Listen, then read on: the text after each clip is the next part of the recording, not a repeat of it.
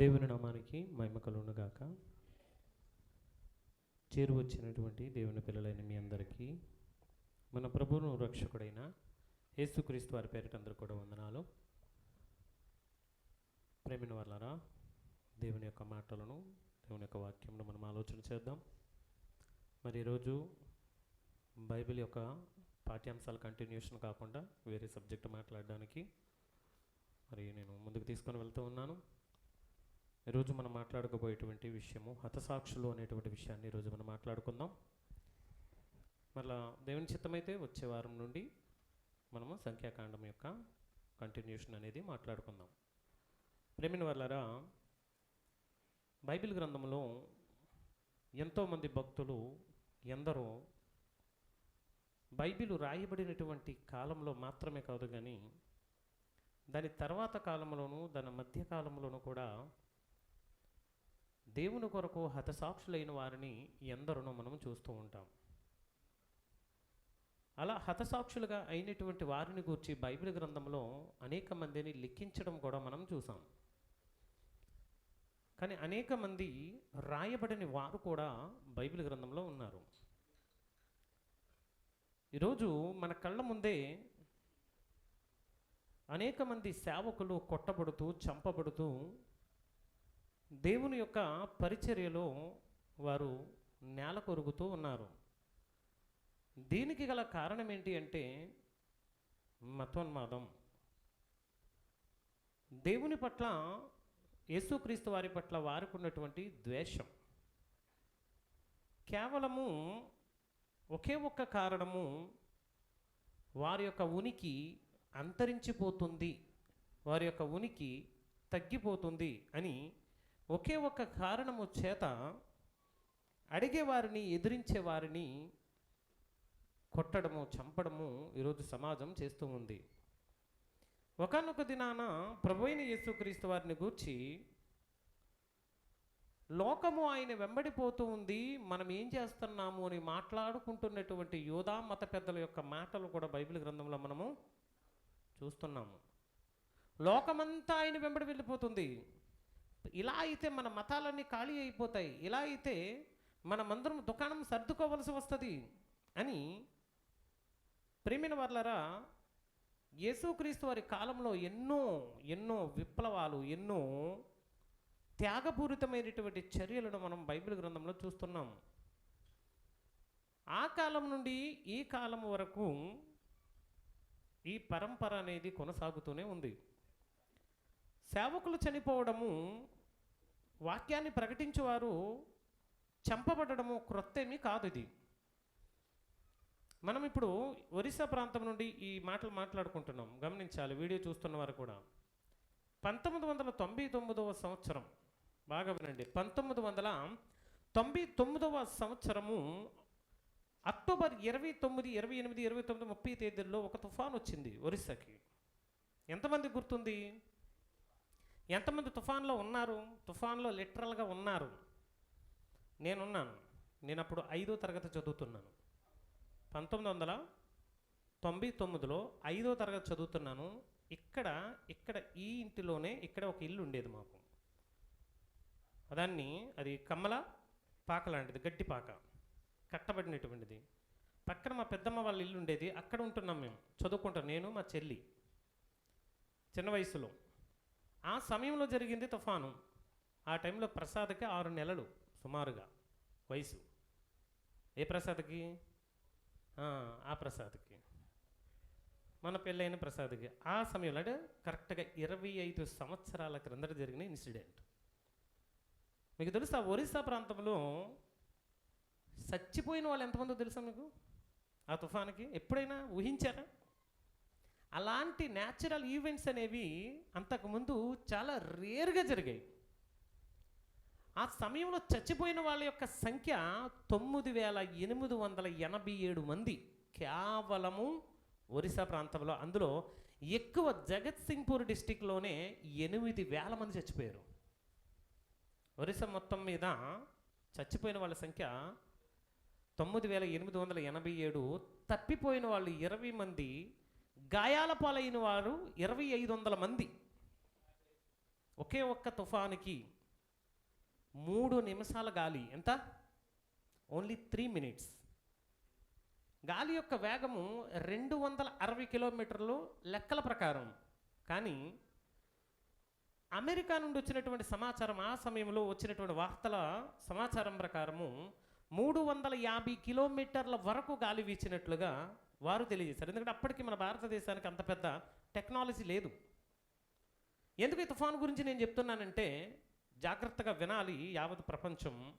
ఆ సమయంలో జరిగినటువంటి ఇన్సిడెంట్ అదే సంవత్సరము 23వ తారీఖు జనవరి నెల 1999, అదే సంవత్సరం బరిపద అనబడినటువంటి ప్రాంతంలో గ్రహంస్టైన్ అనబడినటువంటి ఒక ఆస్ట్రేలియన్ మిషనరీని తన 2 కుమారులతో పాటుగా కారులో పొడిచి, కారుతో జీపుతో సహా కాల్చి చంపేశారు. ఎవరు వారు? ఇదే ఒరిస్సా వాసులు. గమనించండి, ఇదే ఒరిస్సా వాసులు. ఎవరు వాళ్ళంటే అందరూ కాదు, మతోన్మాదముతో నిండినటువంటి వాళ్ళు. ఎవరు వారు? మతోన్మాదముతో నిండినటువంటి వారు. ఈ గ్రహంస్టైన్ను చంపినటువంటి సమయంలో యావత్ ప్రపంచమంతా ఉలిక్కిపడింది. ఎందుకు ఉలిక్కిపడింది? అంత టెక్నాలజీ లేదు, అంత న్యూస్ స్ప్రెడ్ అవ్వడానికి అంత మాధ్యమాలు, సోషల్ మీడియాస్ కానివ్వండి అంతగా లేవు అప్పుడు. ఈవెన్ ఫేస్బుక్, యూట్యూబ్ ఇట్లాంటివి కూడా పుట్టలేదు అప్పుడు, రాలేదు. వాట్సాప్, టెలిగ్రామ్ ఇలాంటివి రాలా. అలాంటి సమయంలో, అలాంటి పరిస్థితుల్లో ఆ వార్త మొత్తం యావత్ ప్రపంచాన్ని కూడా కుదిపేసింది. కారణము, అతను ఒక ఆస్ట్రేలియన్ మిషనరీ, ఇండియన్ కాదు. గమనించండి, ఆ సమయంలో ప్రపంచం కదిలిపోయింది చూడండి. నిజంగా అదే సంవత్సరం ఈ ఒరిస్సా ప్రాంతంలో ఎన్నడూ కనీ విని ఎరగని రీతిగా, అప్పటికి మా ముసలోళ్ళు బాగా ఉన్నారండి, వాళ్ళ తల్లిదండ్రులు, వాళ్ళ ముసలోళ్ళు, వాళ్ళ తల్లిదండ్రుల వయసు ఉన్న వాళ్ళు కూడా బాగున్నారు. నేను చాలాసార్లు అడిగాను, ఇలాంటి తుఫాను ఎప్పుడైనా మీ జీవితంలో చూసారా అని. వాళ్ళు అన్నది ఒకటే, మేము పుట్టిన దగ్గర నుంచి ఇంత పెద్ద తుఫాను అయితే మేము ఎప్పుడూ కూడా చూడలేదు.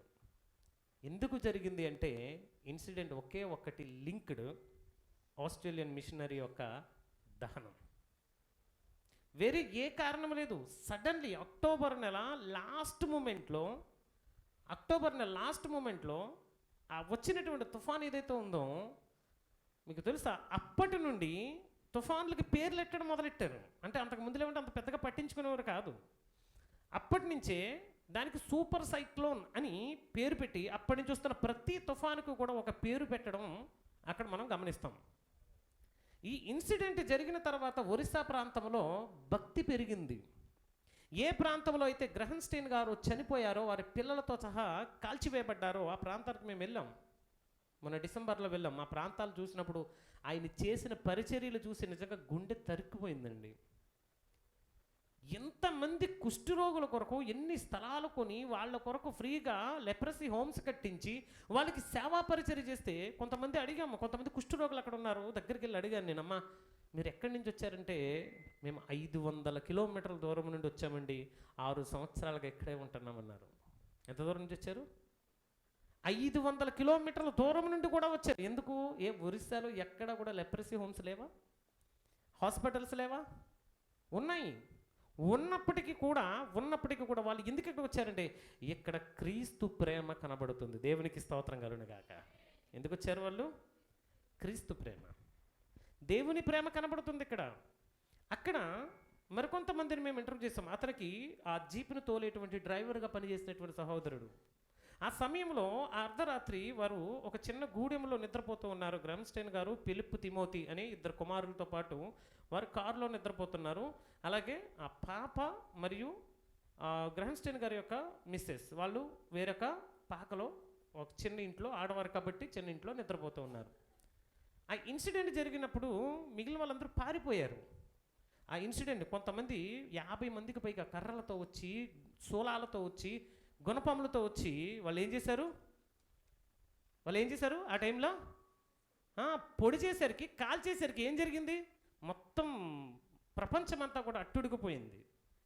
ఎందుకు ఈ విషయం నేను చెప్తున్నానంటే, ఒక హతసాక్షి, ఒక నిజమైనటువంటి క్రైస్తవుడు క్రీస్తు ప్రేమను చూపిస్తూ 100 మందికి కుష్ఠరోగులకు సేవ చేస్తున్నటువంటి వ్యక్తిని కాల్చితే ప్రకృతి ఊరుకోదు, దేవుడు కూడా ఊరుకోడండి. నిజం.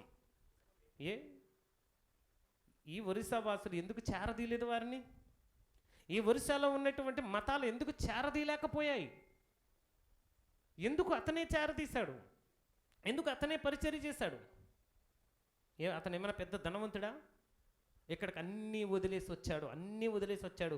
గుడిసెల్లోను పాకల్లో నిద్రపోవడానికి స్థలం లేక వాళ్ళు తెచ్చుకున్న జీపులోని వారు పడుకున్నారండి అక్కడ. అది కూడా కొంతమంది సహాయం చేస్తే కొన్న జీప్ అది. ప్రేమిన వాళ్ళరా, ఇదే ఇన్సిడెంట్ మరలా మన కళ్ళ ముందు ఇదే ఇన్సిడెంట్ ఈ నెలలో పాస్టర్ ప్రవీణ్ పగడాల గారి యొక్క జీవితంలో కూడా జరిగింది ఇదే ఇన్సిడెంట్. ఆయన కుష్ఠరోగులకు సేవ చేస్తూ, కుష్ఠరోగులను బాగు చేస్తూ, అనేక మందికి క్రీస్తు ప్రేమను చూపుతూ క్రియలలో చూపించాడు. బోధనలో కాదు. అతను ఏం చేశారు? ఆయన క్రియలలో చూపించాడు. దాని ద్వారా అనేక మంది, ఈరోజు చూడండి బరిపద ప్రాంతంలో పెద్ద పెద్ద చర్చిలు ఆ చుట్టుప్రక్కల ఎవ్రీ డిస్టిక్లో కూడా, అంటే ఒక హతసాక్షి మరణిస్తే లేదా ఒక క్రీస్తు సేవకుడు మరణిస్తే హతసాక్షిగా ఆ ప్రాంతం అంతా కూడా కదిలించబడిందన్న సంగతి గమనించాడు. దేవునికి స్తోత్రం కలుగునగాక. ఈరోజు చల్లారిపోయింది క్రైస్తవ్యం, అలాగా చల్లారిపోయిందండి. ఎక్కడో కొంతమంది తప్ప మిగిలిన వాళ్ళందరూ కూడా మాకెందుకులే అనుకునేటువంటి పరిస్థితిలో ఉన్నప్పుడు మరలా ఏదైతే ఇన్సిడెంట్ జరిగిందో, ఈ ఇన్సిడెంట్ ప్రియమైన వాళ్ళరా యావత్ క్రైస్తవ్యాన్ని మరలా నిద్రలైపోయింది. దేవునికి మహిమ కలుగునగాక. నిజంగా అతడు హతసాక్షి అయ్యాడు, క్రైస్తవ్యం నిద్రలేచింది. నివురు గప్పినటువంటి నిప్పు క్రైస్తవ్యం. ఒకవేళ క్రైస్తవ్యాన్ని నాశనం చేయాలనుకున్నా, క్రైస్తవ్యాన్ని చంపాలనుకున్నా, ఒక ప్రవీణ్ పగడాల లాంటి వారు 100 మంది పుడతారు. దేవునికి స్తోత్రం కలుగునగాక.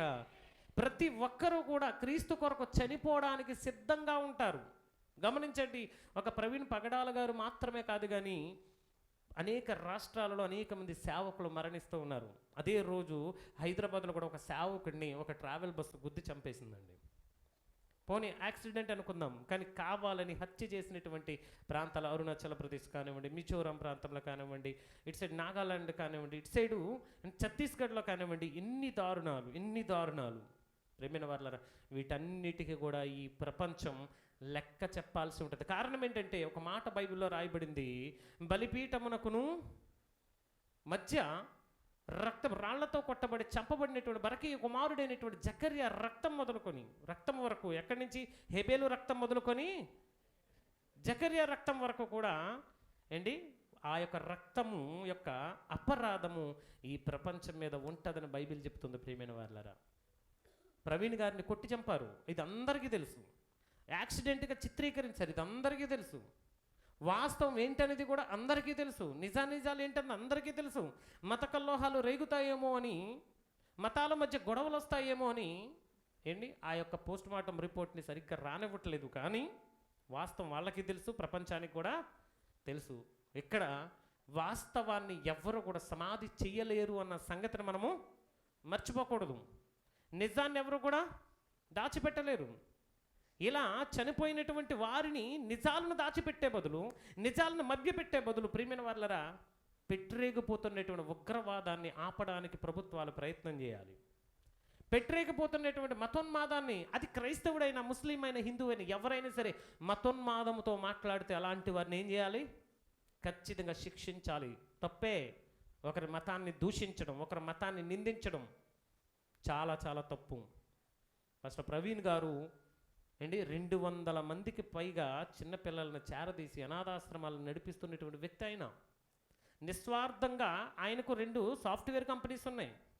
ఆయన కావాలనుకుంటే లగ్జరీ లైఫ్ను అనుభవించవచ్చు, మంచి జీవితాన్ని పొందొచ్చు, మంచి జీవితాన్ని అనుభవంలో తెచ్చుకోవచ్చు. కానీ క్రీస్తు కొరకు వాటన్నిటిని కూడా, వాటి నుంచి వచ్చే ప్రతి దానిని కూడా ఆయన కష్టపడి వారి పిల్లల కొరకు, చిన్న పిల్లల కొరకు, లేని వారి కొరకు, కష్టాల్లో ఉన్న వారి కొరకు వినియోగించడం అంటే అది నిజంగా సహజమైనటువంటిది కాదండి. న్యాచురల్గా మనమైతే ₹1 ఇవ్వలేం పక్క వాళ్ళకి. ₹1 ఖర్చు పెట్టడానికి 100 సార్లు ఆలోచిస్తాం. కానీ తనకున్నదంతా కూడా ఖర్చు పెట్టి దేవుని కొరకు, అణగారినటువంటి వారి కొరకు, పేదల కొరకు కష్టపడినటువంటి ఒక దైవ సేవకుడిని ప్రియమైన వాళ్ళరా పొట్టను పెట్టుకున్నదండి ఈ యొక్క మతోన్మాదం. పిచ్చిది. ఒకవేళ అనుకుంటారు వీళ్ళు, బైబిల్ గ్రంథంలో చాలా ఇన్సిడెంట్స్ ఈరోజు చూపిస్తాను, చివరి వరకు ఈ ప్రసంగాన్ని వినండి జాగ్రత్త, మీ మనసు పెట్టి వింటే వీళ్ళు ఎంత పెద్ద మిస్టేక్ చేశారో వాళ్ళకి అర్థమవుద్ది. క్రైస్తవ్యాన్ని ఆపాలి అంటే ప్రియమైన వాళ్ళరా క్రైస్తవులను చంపితే ఆగదది. ఎంత కొడితే అంత లేస్తుంది, ఎంత కొడితే అంత, ఎంత చంపితే అంత రేగిపోతుంది. ఎంత కొడితే అంత రేగుతుంది, ఎంత చంపితే అంత రేగుతుంది. క్రిస్టియానిటీ అనేది కొట్టేస్తే ఆగిపోయేది కాదు, చంపేస్తే ఆగిపోయేది కాదు. ప్రేమిన వాళ్ళరా ప్రయత్నాలు జరిగాయి. మొదటి శతాబ్దం నుండి రాజ్యాలు, యుద్ధాలు, వధ, ఊచకోత ఎన్ని జరిగాయండి? ఆగిందా అండి? ఆగిందంటారా? ఆగలేదు. మొదటి శతాబ్దంలోనే చూడండి ఒకసారి, హెబ్రీలకు రాసిన పత్రిక 11వ అధ్యాయం మొదటి శతాబ్దంలోనే జరిగినటువంటి కొన్ని ఇన్సిడెంట్స్ మీకు సింపుల్గా షార్ట్కట్గా కొన్ని చూపిస్తాను చూడండి. హెబ్రీలకు రాసిన పత్రికను మనం చూద్దాం ప్రేమైన వాళ్ళరా. అక్కడ 11వ అధ్యాయం 36వ వచనం నుంచి మనం చదివినట్లయితే, మరికొందరు తిరస్కారములను, క్రిస్టియానిటీని ఆపడానికి చేసిన ప్రయత్నాలను గురించి పౌలు రాస్తున్నాడు ఇక్కడ. మరికొందరు తిరస్కారములను, కొరడా దెబ్బలను, మరి బంధకములను, ఖైదును అనుభవించిరి. చూడండి, రాళ్లతో కొట్టబడిరి, రంపములతో కోయబడిరి. ఎవరి కొరకు? రాళ్లతో కొట్టబడ్డం ఎవరి కొరకు? క్రీస్తు కొరకు. రంపములతో కోయబడ్డం ఎవరి కొరకు? రంపములతో కోస్తే ఎట్లా ఉంటుందండి? ప్రవీణ్ గారి ముఖం పగలగొట్టారు, ఏంటి వెనక భాగాన్ని పగలగొట్టారు, చంప పగలగొట్టారు, మొత్తం ఆ మాంసం అంతా కూడా చిట్లిపోయింది. ఎందుకు ఇవన్నీ జరిగాయి? రంపములతో అంతకంటే భయంకరంగా హింసించారు. రంపములతో కోయబడ్డారు, శోధింపబడ్డారు, ఖడ్గముతో చంపబడ్డారు, కత్తితో నరికేశారు. గొర్రె చర్మములను, మేక చర్మములను వేసుకొని దరిద్రులయండి శ్రమపడి హింస పొందుచు అడవుల్లోనూ, కొండల మీదను, గుహల్లోనూ, సొరంగముల్లోనూ తిరుగులాడుచు సంచరించిరి. అట్టివారికి లోకము, దేవుడు అనుకున్నాడు, ప్రవీణ్ గారు మీకు ఈ లోకము నా కుమారుడా నీకు సరైనది కాదు. మనం మరణాన్ని చూస్తున్నాం, దేవుడు చూస్తున్నాడు నీలాంటి వారి కోసం ఈ లోకం సరైంది కాదు, నీకు పరలోకమే అని ఆయన పిలుచుకున్నాడు. దేవునికి స్తోత్రం కలుగునుగాక. ఎంతమంది చంపబడ్డారు చెప్పండి? ఇందులో షార్ట్కట్లో రాసేసాడు పౌలు, సింపుల్గా షార్ట్కట్లో అని చెప్పేశాడండి. ఇందులో ఏం లేదు సింపుల్గా రాశాడు. కానీ ఆ 2 వచనాల్లోనే లక్షల మంది, కోట్ల మంది యొక్క ప్రాణత్యాగాలు ఉన్నాయి. రాయడానికి సమయం చాలదంటాడు, కిందనేమంటాడండి, అట్లా రాయడానికి సమయం సరిపోదు, కానీ ఇంకా అనేక మంది ఉన్నారు, ఇంకా అనేక మంది చెప్పబడ్డానికి అనేక మంది ఉన్నారు, రాయడానికి సమయం లేదు. కానీ ప్రియమైన వాళ్ళ ఎందుకు ఇంత త్యాగం జరుగుతుంది? ఎందుకు ఇంత త్యాగం జరుగుతుంది? ఒక వ్యక్తి ఒక దానికోసం చచ్చిపోవడానికి కూడా సిద్ధపడుతున్నాడు అంటే ఖచ్చితంగా మనిషి ఆలోచించాలి, ఏముంది ఇందులో? ఒక వ్యక్తి చచ్చిపోవడానికి కూడా సిద్ధపడుతున్నాడంటే ఏముంది ఇందులో? నీవు ఒకవేళ చంపేస్తే ఆ భక్తుని యొక్క మరణమును గూర్చి కీర్తన గ్రంథంలో ఒక మాట అంటాడు చూడండి ప్రియమైన వాళ్ళ. 116:15 వచనంలో ఆయన అంటాడు, కీర్తన గ్రంథము 116వ అధ్యాయము 15వ వచనం, యెహోవా భక్తుల మరణము ఆయన దృష్టికి విలువైనది. నీవు చంపినటువంటిది నువ్వు అనుకుంటున్నావు, అయ్యో ఇదిగో దిక్కులేని చావు చచ్చిపోయాడు అనుకుంటున్నావేమో.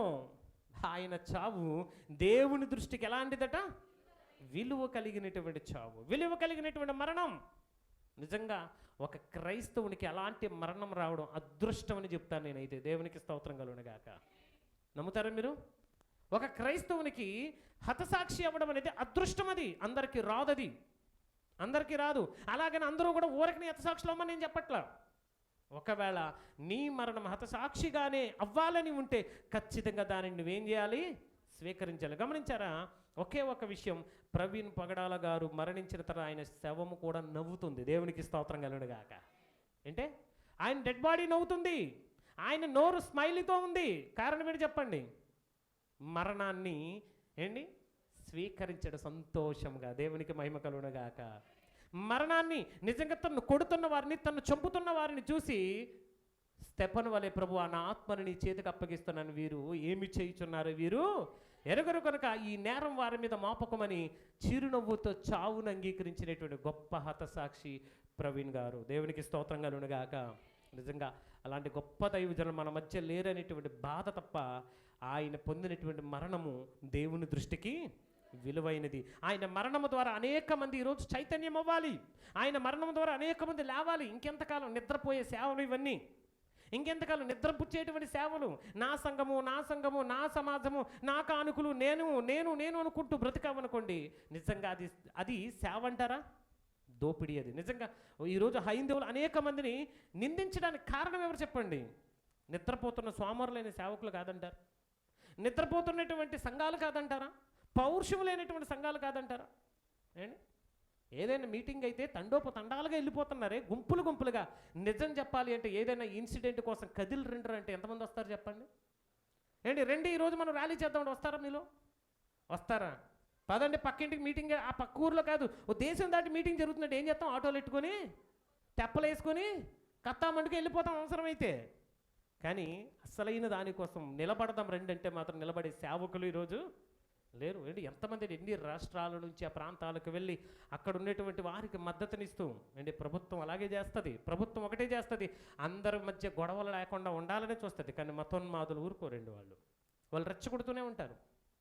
కానీ క్రైస్తవులైన మనం సమన్వయం పాటించాలి. క్రైస్తవులైన మనం మన నోటిని జాగ్రత్తగా మాట్లాడాలి మనం. ఎందుకంటే ప్రతి దానిని మన మాట ద్వారా మనం క్రీస్తుని చూపించగలగాలి. ప్రవీణ్ గారు మరణం ద్వారా క్రీస్తుని చూపించారు. క్రీస్తు పిల్లలంటే, దేవుని పిల్లలంటే మరణానికి కూడా భయపడరు అని క్రీస్తు ప్రేమను చూపించాడు. కానీ మనం మనకు నచ్చినట్లుగా మనం మాట్లాడకూడదు. ఆయన మరణాన్ని వృధా చేయకూడదు. ప్రియమైన వారలారా, పౌరుషంతో నడుము కట్టుకొని క్రీస్తు సువార్తను ఇంకా ఎక్కువగా మనం ఏం చేయాలి? ఏంటి, ఒకవేళ వాళ్ళు చంపినా, వారి కొట్టినా, వారి పొడిచినా, వారి గుద్దినా, వారు చేసేది ఏంటండి? రోమీలకు రాసిన పత్రికలో ఒక అద్భుతమైన మాటను రాశాడు పౌలు గారు. చూద్దాం ఒకసారి. 8వ అధ్యాయము, రోమీలకు రాసిన పత్రిక 8వ అధ్యాయము 35వ వచనాన్ని చదువుదాం ఒకసారి. క్రీస్తు ప్రేమ నుండి మనలను ఎడబాపు వాడెవడు? ఇదిగో, ఏం జరిగినా క్రీస్తు ప్రేమ నుండి నిన్ను ఎడబాపేవాడు ఎవరో కూడా ఎందులో క్రీస్తు ప్రేమ నుండి నిన్ను ఎడబాపడానికి ఏమేమి వస్తాయి చెబుతున్నాడు చూడండి. శ్రమ అయినను, కరువైనను, బాధ అయినను, హింస అయినను, వస్త్రహీనత అయినను, ఉపద్రవమైనను, ఆఖరికి ఖడ్గమైనను మనలను ఎడబాపునా. క్రీస్తు ప్రేమలో నుండి మాత్రం ఎవ్వరిని ఎడబాపలేరు. ఖడ్గం అంటే చావు వచ్చినా సరే క్రీస్తు ప్రేమలో నుండి మనల్ని ఎడబాపేవారు ఎవరు లేరు. ప్రేమిన వారలారా, ఇందును గూర్చి వ్రాయబడిందేమనగా, నిన్ను బట్టి దినమెల్లా మేము వధింపబడిన వారము, వధకు సిద్ధమైన గొర్రెలమని ఎంచబడిన వారము. నిన్ను గూర్చి, యేసయ్య కోసం మేము వధకు తేబడిన గొర్రెలము. వధకు తేబడిన గొర్రె ఏదో ఒక రోజు ఏమైపోద్ది? వధింపబడుతుంది. మేము కూడా వధింపబడడానికి ఎలా ఉన్నాం? క్రీస్తు కొరకు, క్రీస్తు ప్రేమను చూపించడం కొరకు. ప్రియమైన వారలారా, వధింపబడిన వారమై మేము ఎంచబడినటువంటి వారముగా ఉన్నాం. 38వ వచనం, మరణమైనను, జీవమైనను, దూతలైనను, ప్రధానులైనను, ఉన్నవి అయినను, రాబోవినవైనను, అధికారులైనను, ఎత్తైనను, లోతైనను, సృష్టింపబడినవైన మరి ఏదైనను ప్రభువైన యేసుక్రీస్తు వారి ప్రేమ నుండి ఎడబాప నేరవని రూఢిగా నమ్ముచున్నాము. దేవునికి స్తోత్రం కలుగునుగాక. ఏమేమి చెప్పండి? మరణం అన్నాడు, జీవం అంటున్నాడు, దేవదూతలు అంటున్నాడు, ప్రధానులు ఎవరు వీళ్ళు? అపవాది శత్రువులు. అపవాది యొక్క మరి సమూహంలో ఉన్నటువంటి మన శత్రువులు, ప్రధానులైనను, ఉన్నవి అయినను, రాబోవుని అయినను, అధికారులైనను, ప్రభుత్వాలైనను, ఎత్తైనను, లోతైనను, సృష్టింపబడిన మరి ఏదైనా సరే, ఈ భూమి మీద ఉన్న ఏ చట్టాలైనా సరే, ఈ భూమి మీద ఏదైనా సరే క్రీస్తు ప్రేమ నుండి మనల్ని వేరు చేయలేవు. ప్రియమైన వారలారా, మరణమే కదా, చావే కదా. ఎందరో చనిపోయారు, ఇంకెంతమందో చనిపోతారు. ఈరోజు కాకపోతే రేపు. 45 సంవత్సరాల వయసులో ప్రవీణ్ గారు మరణించారు. ఆయన 60 సంవత్సరాల్లోనూ 70 సంవత్సరాల్లో చనిపోతారు. ఓకే, కానీ 45వ సంవత్సరంలో క్రీస్తు కొరకు హతసాక్షి అనేక మందిని ఆయన ఉత్తేజపరుస్తున్నాడు. దేవునికి స్తోత్రం కలుగునుగాక. ఆయన మరణం ఎన్నటికీ కూడా వృధాగా పోకూడదు. గమనించండి, ఆయన యొక్క జీవితము, ఆయన యొక్క లైఫ్ ఊరకనే పోకూడదు. ఆయన యొక్క త్యాగం ఊరకనే పోకూడదు. ఆయన అనేక మందికి మార్గదర్శకంగా నిలబడ్డారు. అనేక మందిని క్రీస్తు ప్రేమలో నడిపించిన వాడు. అనేక మంది అణగారినటువంటి వర్గాల వారిని, ఇదిగో మీ గ్రంథాలు ఇవి, మీ గ్రంథాలలో ఇలాంటి వ్యత్యాసాలు ఉన్నాయి, కానీ క్రీస్తు మానవులందరినీ ఒకే విధంగా చూస్తున్నాడు, మనుషులందరినీ తన పిల్లలుగా చూస్తున్నాడని ఎలుగెత్తి స్టేజ్ మీద మాట్లాడినటువంటి వ్యక్తి అది పట్టలేక, అది చూడలేక, దాన్ని సహించలేక మతోన్మాతంతో కుట్ర చేసి చంపినటువంటి పరిస్థితి. ప్రియమైన వారలారా, ఎన్నేమైనా బలంగా దేవుని కొరకు నిలబడినటువంటి ఒక గొప్ప దైవ సేవకుడు అండి. బలంగా దేవుని కొరకు బ్రతికినటువంటి ఒక గొప్ప దైవ సేవకుడు. కొన్ని వాక్యాలు మనం చూసుకొని ఈరోజు మనం ముందుకు వెళదాం. ప్రియమైన వారలారా, యేసుక్రీస్తు వారి కాలంలోను ప్రభు అయిన యేసుక్రీస్తు వారు సెలవిస్తున్నటువంటి మాట యోహాను సువార్త 16వ అధ్యాయం 2వ వచనాన్ని జాగ్రత్తగా చదవండి, మనసు పెట్టి చదవండి. ఆయన చెబుతున్నటువంటి మాట చూడండి. వారంటే ఎవరు? సొంత సమాజమే. ఎవరు వారు? సొంత వారే. చూడండి, మతోన్మాదంతో నిండుకొని ఉన్నవారు, వాళ్ళు సొంత వారైనా బయట వారైనా, వేరే మతాల వారైనా వేరే దేశాల వారైనా, ఎవరైనా సరే వారు మిమ్మును సమాజ మందిరములో నుండి వెలివేతురు, మిమ్మును చంపు ప్రతివాడు. ఇప్పుడు ప్రవీణ్ గారిని చంపినటువంటి వాళ్ళు ఏమనుకున్నారండి? మా దేవునికి మేము ఏం చేశాము? సేవ చేశామనుకుంటున్నారు. ఏమనుకుంటున్నారండి? యేసయ్య ముందే చెప్పాడు, మిమ్మును చంపు ప్రతివాడు తాను దేవునికి సేవ చేయుచున్నానని ఒక భ్రమలో బ్రతుకుతాడు. వాడు ఒక భ్రమలో బ్రతుకుతాడు. భ్రమది, వాస్తవం కాదది. చంపడము ఒకవేళ దేవునికి సేవ అయితే పౌలు గారి కంటే గొప్ప భక్తుడు మరొకరు లేరు. ఎందుకంటే పౌలు సౌలుగా ఉన్నప్పుడు చాలా చేశాడు మనోడు, అంతే కదండి. చంపడమే దేవుని సేవ అయితే జిహాద్ వాళ్ళకంటే ఎక్కువ చంపిన వాళ్ళు ఎవరో కూడా ఏంటి? చంపడమే దేవుని సేవ అయితే దోమల కంటే గొప్పవి కూడా ఇంకేమీ కూడా ప్రపంచంలో అన్నింటికంటే నెంబర్ 1 దోమలే అందరికంటే ఎక్కువ చంపింది. అదంటారా? చంపడం ప్రియమైన వాళ్ళరా అది పరిష్కారం కాదు. దేనినైనా చూడండి, విమర్శనాత్మకంగా ఉండాలి. ఏ విషయమైనా సరే నీవు ఒక విషయాన్ని చూపిస్తున్నప్పుడు విమర్శనాత్మకంగా ఉండాలంతే. విమర్శించడం అంటే అర్థం ఏంటి? విమర్శనాత్మకం అంటే సరి చేసుకునే విధంగా. ఎవరైనా ఒక విషయాన్ని ఎత్తి చూపుతున్నప్పుడు దానిని మనం సరి చేసుకోవాలి. ఎవరైనా ఒక విషయాన్ని ఇది తప్పు అని చెబుతున్నప్పుడు, అలాంటివి మన దగ్గర ఉన్నప్పుడు, అలాంటి లక్షణాలు మన గ్రంథంలో ఉన్న వాటిని సరి చేసుకోవాలి మనం. చంపుకోవడం ఏంటండి? చంపుకోవడం ఏంటండి? అలా అనుకుంటే ఎంతోమంది బైబిల్ మీద పడి చచ్చిపోతున్నారు. ఆ రాధా మనోహర్ దాస్ అనేవాడు అయితే, ఆ ముసలోడైతే, ఆ ముసలినక్కైతే మరీ దారుణం. మరి ఆయన ఎన్నిసార్లు చంపాలి? అలాంటి వాడిని ఎన్నిసార్లు చంపాలి చెప్పండి? దారిలో కనబడితే చంపేసే పరిస్థితి. కానీ ఏ క్రైస్తవుడు కూడా నేటి వరకు చెయ్యి చేసుకోలేదు. అది క్రీస్తు ప్రేమ. అది క్రీస్తు ప్రేమ. ప్రియమైన వాళ్ళు, ఎక్కడ తిరుగుతున్నావు నువ్వు? చర్చిల్లోకి వెళ్తున్నావు, క్రైస్తవుల దగ్గరికి వెళ్తున్నావు, ఊళ్ళో తిరుగుతున్నావు. నిన్ను చంపడం పెద్ద పని అంటారా? కానీ ఏనాడు కూడా ఏ క్రైస్తవుడు కూడా నీ మీద చెయ్యి వేయలేదంటే నీకు తెలిసిపోవాలి క్రీస్తు ప్రేమ ఎట్లా ఉంటుందా అని. దేవునికి మహిమ కలుగునుగాక. ఆయన అంటారు చూడండి, వారు తండ్రిని నన్ను తెలుసుకొనలేదు కనుక ఇలాగూ చేతురు. 4వ వచనం, అవి జరుగు కాలము వచ్చినప్పుడు నేను వాటిని గూర్చి మీతో చెప్పితినని మీరేం చేయాలి? ఇప్పుడు మనం జ్ఞాపకం చేసుకుంటున్నాం. యేసయ్య ముందే చెప్పాడు, మిమ్మల్ని చంపు ప్రతివాడు నేను దేవునికి సేవ చేయించున్నాను అనుకుంటున్నాడు. మతోన్మాదంతో నిండిపోయిన వాడికి పనేంటి? నేను దేవుడికి సేవ చేస్తున్నాను అనుకుంటాడు. మతోన్మాదంతో నిండిపోయిన వాడికి ఒకే ఒక ఆలోచన, ఇది చేస్తే నా దేవుడు నన్ను ఏం చేస్తాడు? మెచ్చుకుంటాడు అనుకుంటున్నాడు వీడు. కానీ యేసయ్య ముందుగానే చెప్పాడు, ఈ కాలమున జరిగినప్పుడు, ఇవన్నీ జరిగినప్పుడు నేను వాటిని గురించి మీతో చెప్పితనని మీరు జ్ఞాపకం చేసుకునేలాగున ఈ సంగతులు మీతో చెప్పుచున్నాను. నేను మీతో కూడా ఉంటుంది కనుక మొదటనే మీరు వీటిని మీతో చెప్పలేదు. అప్పుడు చెప్పలేదు, ఇదిగో ఇప్పుడు చెప్తున్నాను. వెళ్ళిపోయే సమయం వచ్చింది, మిమ్మల్ని చంపే ప్రతివాడు దేవుని సేవ చేస్తాను అనుకుంటున్నాడు. చూడండి ప్రియమైన వారలారా, అతని మరణంలో ఎంతమంది చేయి కలిపారో, ఎంతమంది మరణాన్ని పంచుకున్నారో. ఒకానొక రోజున అపోస్తలులందరూ కూడా సువార్తను ప్రకటిస్తున్నప్పుడు, 4వ అధ్యాయానికి వచ్చేద్దాం. అపోస్తల కార్యములు 4వ అధ్యాయానికి వచ్చి అక్కడ సువార్తను ప్రకటిస్తున్నప్పుడు ఆ సువార్తలో ఎన్నో ఆటంకాలండి, ఎన్నో బెదిరింపులు. 4వ అధ్యాయం 18వ వచనం ఒక్కసారి చదువుదాం మనము.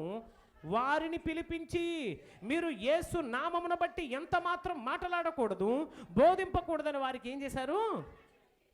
ఆజ్ఞాపించిరి.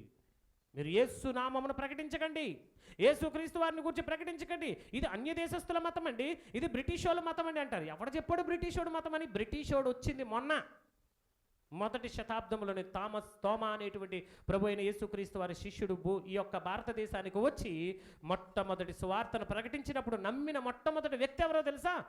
కడప సైడ్లో ఉండేటువంటి ఒక బ్రాహ్మణుడు. అలాగే మన బైబిల్ మొట్టమొదటిగా ట్రాన్స్లేట్ చేసిన వ్యక్తి ఎవరో తెలుసా? కడపకి చెందినటువంటి తెలుగు బ్రాహ్మణులు నమ్ముకున్నారు మొట్టమొదటిగా. బ్రాహ్మణుల క్రీస్తును మొట్టమొదటిగా విశ్వసించారు. బ్రాహ్మణ్సే మొట్టమొదటిగా క్రీస్తులోకి వచ్చారు. ప్రేమైన వాళ్ళారా, నిజ దేవుని దగ్గరికి సమాజం రావాల్సిందే. అందుకే యేసుక్రీస్తు వారి కాలంలో యేసుక్రీస్తు వారిని అన్నారు, లోకము ఆయన వెంబడి వెళ్ళిపోతుంది. మనం ఏమి చేయించున్నాము? మన ప్లానింగ్స్ ఏమి పనిచేయట్లేదు. మన టెక్నిక్స్ ఏం పనిచేయట్లేదు, మన కుయుక్తులు ఏం పనిచేయట్లేదు అనుకుంటున్నారు. యేసుక్రీస్తు వారి బోధ దగ్గర ఏ కుయుక్తి కూడా పనిచేయదు.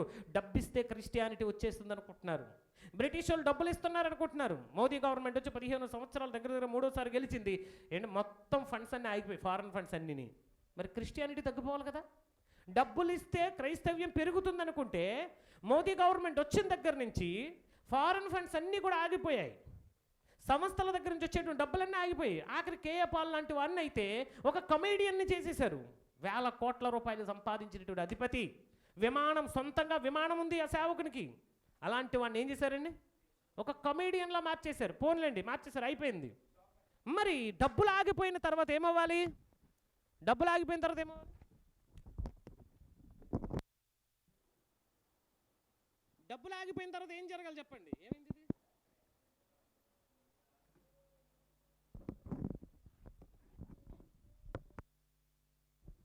Hello hello hello hello hello వెనకాల వైర్ చూడు. ఆ వైర్ కాదు, amplifier wire. Amplifier wire plus ఇది. హలో హలో హలో హలో ప్రేమిన వాళ్ళరా, మరి డబ్బులు ఆగిపోయిన తర్వాత క్రిస్టియానిటీ ఏమైపోవాలండి? తగ్గిపోవాలి కదా. చెప్పండి, ఈ 15 సంవత్సరాల క్రిస్టియానిటీ తగ్గిందా, పెరిగిందా?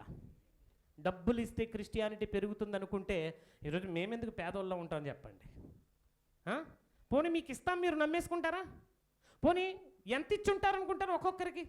డబ్బులు ఇస్తే క్రిస్టియానిటీ పెరిగింది, బ్రిటిష్ వాళ్ళు, ఇంగ్లీష్ వాళ్ళు డబ్బులు పంచారు కాబట్టి క్రైస్తవులు అయిపోయారు అనుకుంటున్నారు కదా. పోనీ ఎంత ఇచ్చుంటారు చెప్పండి? 1 లక్ష ఇచ్చుంటారంటావా? 1 లక్ష రూపాయలు ఇచ్చుంటారంటావా? నువ్వు 10 లక్షలు ఇస్తానన్నా సరే, 1 లక్ష తీసుకున్నవాడు నువ్వు 10 లక్షలు ఇస్తానన్నా సరే, చచ్చినా సరే వాడు మళ్ళీ వెనక్కి వెళ్ళడు. ఇప్పుడు చెప్పండి, డబ్బు ఒక వ్యక్తిని మారకుండా ఆపలేదు ప్రియమైన వాళ్ళరా. ఒక వ్యక్తి మనసును మార్చుకోమన్నది దేవుడు. మనసును మార్చుకోండి అని చెప్పింది వాక్యం. అంతే తప్ప డబ్బులు ఇస్తే మారుతామని కాదు. ఆదరణ లేనప్పుడు ఎవరు ఆధారం లేనప్పుడు ఆదరించారు మిషనరీస్ వచ్చి, ఆదరించారు అనేక మంది బయట దేశాల నుండి వచ్చి. అలా ఆదరించినప్పుడు వారు చూపించినటువంటి ప్రేమను చూసి వారు కరిగిపోయారండి. వారు చూపించినటువంటి ప్రేమ వాళ్ళకి ఏమీ ఇవ్వలేదు, వారికి ఏం పెట్టలేదు. కానీ క్రీస్తు ఎలా వారిని ప్రేమిస్తున్నాడో, క్రీస్తు ప్రేమ ఏంటో రుచి చూపించారంతే. ప్రేమైన వాళ్ళరా, ధనం ఇస్తే విస్తరించేది కాదు క్రైస్తవ్యం. డబ్బులు ఇస్తే విస్తరించేది కాదు క్రైస్తవ్యం. క్రైస్తవ్యంలో కూడా కోటీశ్వరులు ఉన్నారు, క్రిస్టియానిటీలో కూడా కోట్ల రూపాయలు కలిగిన వారు ఉన్నారు, కోటీశ్వరులు, లక్షాధికారులు ఉన్నారు. అందరూ పేదోళ్ళే కాదు, గమనించండి. అగ్రకులాలు, కులము ఏదైతే మీరు గొప్పగా చెప్పుకుంటున్నారో, అగ్రకులాల వారు ఉన్నారు, నిమ్న కులాల వారు ఉన్నారు. క్రిస్టియానిటీలో అన్ని వర్గాల వారు ఉన్నారు. కానీ వన్స్ క్రిస్టియానిటీలోనికి వస్తే అంతా ఒకటే కులం, సేవకులం. దేవునికి స్తోత్రం కలుగునుగాక. దేవునికి సేవకులం, అంతే. దేవునికి సేవకులం మనమందరం. నో కులాలు ఇక్కడ, వర్ణ భేదాలు లేవు ఇక్కడ, హెచ్చు తగ్గులు లేవు, ఎక్కువ తక్కువ లేవు. అందుకని క్రిస్టియానిటీ అంటే ప్రజలకు ఇష్టం. ఇక్కడ ప్రేమ ఉంది, ఇక్కడ సమాధానం ఉంది, ఇక్కడ సాత్వికం ఉంది. ఏముంది నీలో? ఉంటే చూపించేది ప్రజలకు, క్రియల్లో చూపించు. చంపడం, చంపుకోవడము అది ప్రేమైన వాళ్ళరా మగతనము కాదది. ఒక మనిషికి అది మానవత్వం కాదు. దేవుని కొరకు రోషంతో నువ్వు నిలబడితే నీ దేవుని యొక్క గొప్పతనాన్ని నువ్వు ప్రకటించు, నీ గ్రంథం యొక్క గొప్పతనాన్ని నువ్వు ప్రకటించు, ధైర్యంగా ప్రకటించు. అంతే తప్ప క్రీస్తును ప్రకటిస్తున్న వారి మీద నువ్వు దాడులు చేస్తే, క్రీస్తును ప్రకటించిన వారి మీద నువ్వు ఏంటండి ఇవన్నీ చేస్తే ఊరుకునేది కాదు క్రైస్తవ్యం. ఒకప్పుడు క్రైస్తవ్యం కాదు ఇది, ఒకప్పుడు క్రిస్టియానిటీ కాదు ప్రియమైన వాళ్ళరా. ఆ రోజు బెదిరి పెట్టినప్పుడు అపోస్తలులు ఏం చేశారు? 19వ వచనం, అందుకు పేతురు, యోహానులు వారిని చూసి, దేవుని మాట వినడం కంటే మీ మాట వినడము మాకు న్యాయమా? మేము ఎవరి మాట వినాలి? ఈరోజు ఎందుకు మీరు మతబోధ చేస్తున్నారు? ఎందుకు మీరు సువార్తను ప్రకటిస్తున్నారంటే, మా దేవుడు మాకు చెప్పినటువంటి మాట, మా దేవుడు చెప్పిన మాట మేము వినడం శ్రేష్టమా? మీరు చెప్పిన మాట వినడం మాకు? మా దేవుడు చెప్పాడు సువార్తను ప్రకటించమని, మా యేసుక్రీస్తు వారు చెప్పారు అనేకులకు క్రీస్తును కూర్చిన ప్రేమను తెలియజేయమని. ఆయన మాట వినకపోతే తప్పది, ఆయన మాట వినకపోతే తప్పు. నీ మాట వినకపోతే కాదు, నీ మాట వినకపోతే కాదు. మేము చట్టాన్ని గౌరవిస్తున్నాం, న్యాయాన్ని గౌరవిస్తున్నాం, రాజ్యాంగాన్ని గౌరవిస్తున్నాం, రాజ్యాంగం మాకిచ్చినటువంటి హక్కులను బట్టి మేము ప్రకటిస్తున్నాం. మితిమీరి ఏమి కూడా మేము ప్రజలకు ఇబ్బంది కలిగించేలా ఎప్పుడూ కూడా చేయలేదు. మా దగ్గర ఉన్నటువంటి మా సహోదరులు అందరూ కూడా తమంతట తాము తమకుగా తాము వచ్చిన వాళ్ళే తప్ప ఎవ్వరూ బలవంతంగా మారిన వారు ఇక్కడ ఎవరో కూడా క్రీస్తు ప్రేమ చూసి వచ్చిన వారే. ఈరోజు ప్రపంచంలో ఉన్న క్రైస్తవులందరూ కూడా ప్రేమైన వారులరా, వెళ్ళండి. ఎవరో ఉంటారు డబ్బు కోసం, ధనం కోసము నమ్ముకునే వాళ్ళు ఎవరో ఉంటారు. మీ మతంలో ఉన్న వాళ్ళు లేరా? గరవాపసి అనే పేరుతో ఏం చేస్తున్నావు నువ్వు చేయట్లేదా కన్వర్షన్స్? గరవాపసి అనే పేరుతో నువ్వేం చేస్తున్నావు? నువ్వు చేసేది కన్వర్షనేగా, నువ్వు చేసేది కూడా మత మార్పిడేగా. మేము ఒకవేళ మత మార్పిడి అనుకుంటే నువ్వేం చేస్తున్నావు అంటే నీ వెనకాల అనుకుంటుంది కదండి, ఆ ఏదో గింజ పేరు చెప్తారండి, దాని వెనక పెద్ద మచ్చ ఉంటుందట అండి. ముందునేమనుకుంటుంది, నేను చాలా క్లియర్గా ఉన్నాను అనుకుంటుంది, కానీ వెనక ఇంత పెద్ద మచ్చ ఉంటుంది దానికి. నీ జీవితం కూడా అలాగే ఉంది. ఒక్కసారి వాక్యం బట్టి లేదా నీ జీవితాన్ని నిజంగా నీ మనస్సాక్షిని బట్టి నువ్వు సరి చేసుకో. వాక్యం సెలవిస్తూ ఉంది చూడండి ప్రియమైన వారులారా, నీ మాట వినుట కంటే దేవుని మాట వినుట దేవుని దృష్టికి న్యాయము. ఆయన మాట మేము వింటాం, ఆయన కొరకు మేము నిలబడతాం. ఈరోజు ప్రవీణ్ గారి కొరకు నిలబడడానికి ఈరోజు 2 రాష్ట్రాలు మాత్రం కాదు, దేశమంతా కదిలింది. మరికొద్ది రోజుల యావత్ ప్రపంచమంతా దీని నిమిత్తమే స్పందిస్తుంది. దేవునికి స్తోత్రం కలుగునుగాక. క్లియర్గా ఆయనకు జరిగింది మాత్రం అన్యాయమే. క్లియర్గా ఆయన పట్ల జరిగింది మాత్రము అది హత్య, అది రాజకీయ హత్య అని నేను నమ్ముతున్నాను. అది రాజకీయ నాయకులు నోరు జాగ్రత్త. మేము ఓట్లేస్తే గెలిచిన వాళ్ళు మీరు కాదంటారా? మేము ఓటేస్తే ముష్టి వేస్తే మీరు గెలిచిన వారు. మీరు నోరు జారేరనుకోండి, ఒక వర్గానికి మాత్రం మీరు సపోర్టివ్గా ఉన్నారనుకోండి, మీరు నెక్స్ట్ నాయకులుగా ఉండడానికి మీకేమి లేదు, అర్హత లేదు. ఓటుతోనే బుద్ధి చెప్పే రోజులు ఉన్నాయి. మీరు అనుకుంటారు లెక్కల్లో క్రిస్టియానిటీ చాలా 2% అండి, 3% అని అనుకుంటున్నారు. ఒకసారి నిజాయితీగా రెస్ట్రిక్షన్స్ లేకుండా జనాభా లెక్కలు రాయండి. ఎంతమంది క్రిస్టియన్స్ ఉన్నారో ఈ భారతదేశంలో మీకు తెలుస్తుంది. నిజాయితీగా నిజంగానే మీకు ఇది చేయము అది చేయము, ఇది ఆపేస్తాం అది ఆపేస్తాం. ఓట్లు అడుక్కోవడానికి వచ్చినప్పుడు సిగ్గు లేదా ముఖానికి? నువ్వు క్రిస్టియన్వు కదా, నీ ఓటు నాకు వద్దని కనీసం ఆ ముఖం ఏ ముఖం పెట్టుకోవచ్చు? క్రైస్తవుల దగ్గరికి, పాస్టర్స్ దగ్గరికి. నువ్వు నాయకుడు అన్నవాడు అందరికీ నాయకుడు. నువ్వు ఒక్క వర్గానికి కాదు, ఒక మతానికి కాదు. ఒక నాయకుడు అందరికీ నాయకుడే. ఈరోజు ప్రైమ్ మినిస్టర్ గారు ఉన్నారు, నరేంద్ర మోదీ గారు. ఆయనకి నేను ఓటు వేయలేదు, నిజంగా చెప్తున్నా. ఇప్పుడు ఆయన నాకు ప్రైమ్ మినిస్టరా కాదా? ఒక్కసారి గెలిచిన తర్వాత ఆయన ప్రైమ్ మినిస్టర్గా నేను ఆయన గౌరవిస్తాను. మన దేశానికి ఒక రిప్రజెంటేటివ్ ఆయన, మనల్ని పరిపాలిస్తున్న రాజు, ఆయన నేను గౌరవిస్తాను. నేను ఓటు వేయకపోయినా నా ప్రజలు, నాతోటి ఉన్నవారు, నా సమాజం ఆయన ఓటు వేసి గెలిపించింది. కాబట్టి గెలిచిన తర్వాత ఆయన నేను ఏం చేస్తున్నాను? గౌరవిస్తున్నాను. ఇది రాజ్యాంగం ఇచ్చింది. నువ్వు ఓటు వేయలేదు కాబట్టి నేను నీకు ప్రధానమంత్రిని కాదంట అనగలరా? పోని what is the minister? Minister అంటే అర్థం ఏంటి? పరిచారకుడు. ఎవరో ఇక్కడ గొప్ప నాయకుడిలా పీకలు తెంపేసుకుని నరాలు తెంపేసుకుంటున్నారు ఒక్కొక్క నాయకుడు.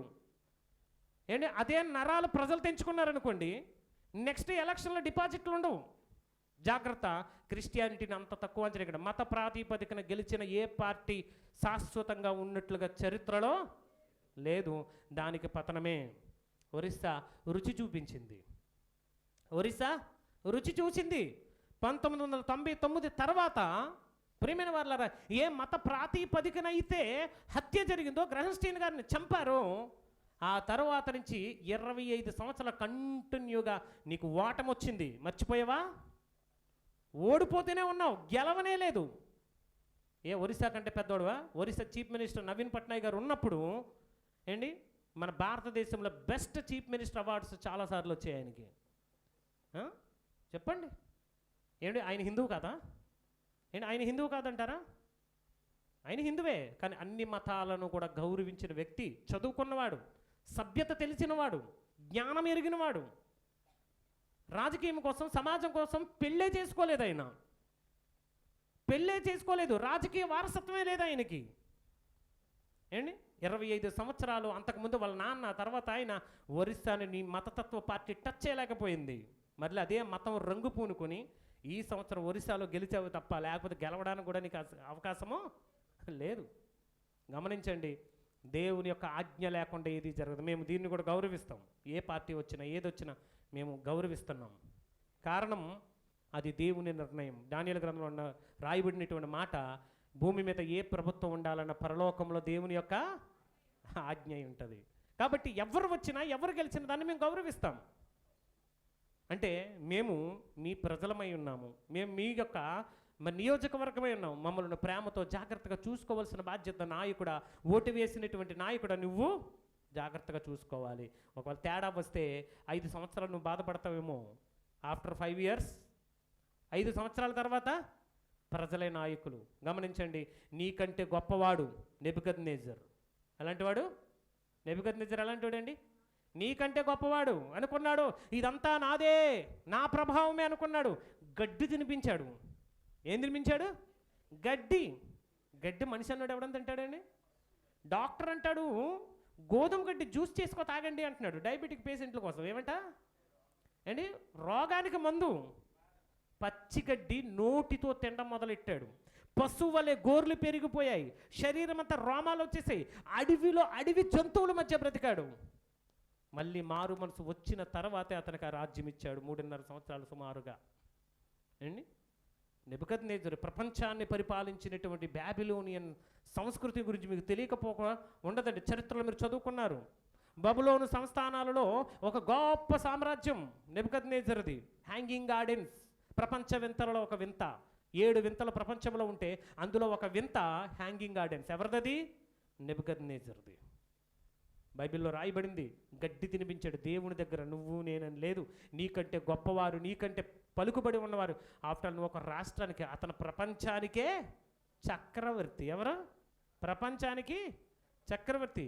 యేసుక్రీస్తు వారి కాలంలో కూడా చాలామంది చక్రవర్తులు లేచారు. క్రీస్తుకు వ్యతిరేకంగా నిలబడిన ప్రతి ఒక్కరిని కూడా దేవుడు లేపుకుంటూ వెళ్ళిపోయాడు. సమయం ఉంది, వెయిట్ అండ్ సీ. నీవు మా మీద పగ తీర్చుకుంటే, నీవు మమ్మల్ని చంపడానికి బయలుదేరితే నిన్ను మట్టు పెట్టడానికి దేవుడు ఉన్నాడు. యుద్ధం యెహోవాదే. ఒకనొక రోజు గొల్యాతు నిలబడినప్పుడు చిన్నవాడైనటువంటి దావీదు చేత దేవుడు ఏం చేశాడండి? చంపించాడు. ఇక్కడ చావు పరిష్కారం కాదు ప్రియమైన వారలారా.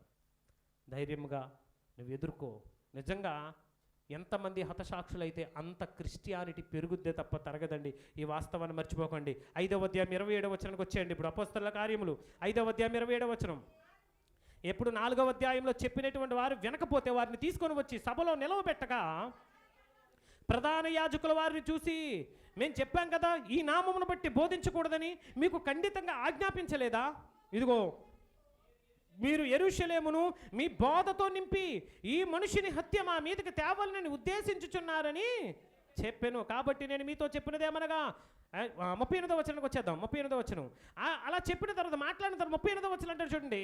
అన్ని వాళ్ళ మాటలు విన్న తర్వాత వాళ్ళు అంటారు, బాబు ఒకసారి ఆగండి, ఈ మనుషుని జోలికి ఎందుకు పోకూడదు? వై? ఎందుకు ఈ మనుషుని జోలికి వెళ్ళకూడదు? మీరు గమనించండి, ఈ మాట మీ జీవితంలో ఎప్పుడు రాసి పెట్టుకోండి మీ డైరీలో. క్రైస్తవుల జోలికి వస్తే ఏం జరుగుతుందో అక్కడ చెబుతున్నాడు చూడండి. రుచి చూసిన వారు అంటున్నాడు చూడండి, ఇదిగో ఈ మనుష్యుని జోలికి పోక